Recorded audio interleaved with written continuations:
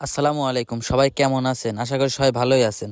আপনাদের সঙ্গে আজকে আমি একটা ভিন্ন স্টাইলের ডিম ভাজার রেসিপি শেয়ার করব।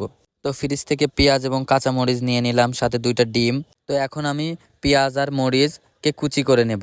আসলে আজকে মূলত হয়েছে কি, আজকে দুপুরবেলা দেখি তরকারি নেই। তো আমি ভাবলাম যে আমি একটা ডিম ভাজবো, তাও আবার ভিন্ন স্টাইলে। তো যাই হোক, কথা না বাড়িয়ে শুরু করা যাক। আমি পেঁয়াজ আর মরিচকে কুচি করে নিচ্ছিলাম। পেঁয়াজ কাঁচামরিচ কুচি করা শেষ। তো আমি কড়াইতে সয়াবিন তেল দিয়ে দিচ্ছি। আসলে আগুন জ্বালাতে যা কাণ্ড হয়েছে, আমার আধা ঘন্টা লাগছে আগুন জ্বালাতেই। আসলে যার যা কাজ আর কি। তো আমি আজকে আপনাদের আগেই বললাম যে আমি এক ভিন্ন স্টাইলে ডিম ভাজি করব। আগে আমি পেঁয়াজ আর কাঁচামরিচকে ভেজে নেব, সাথে দিয়ে দিলাম একটুখানি লবণ। আমি নিজেও জানি না আসলে কেমন হবে। আমি তারপর ডিম দুটাকে ভেঙে গুলিয়ে নিচ্ছি। তো ডিম দুটা গুলানো শেষ করে আমি পেঁয়াজ আর কাঁচামরিচকে ভাজা ভাজা করে নিয়ে তারপরে গোলানো সেই ডিমটা আমি ছেড়ে দিলাম। আসলে আগুনের এত বেশি ধোঁয়া হচ্ছিল যে আমার চোখ পুরাই অন্ধকার হয়ে যাচ্ছিল।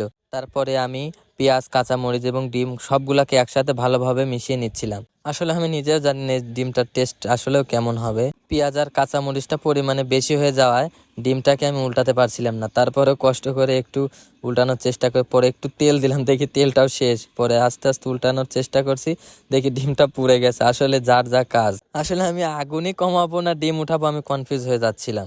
আসলে ভাবলাম এক হয়ে গেল আরেক। তো কড়াই থেকে ডিম উঠিয়ে নিলাম। এই হচ্ছে আমার ভিন্ন স্টাইলের ডিম ভাজি।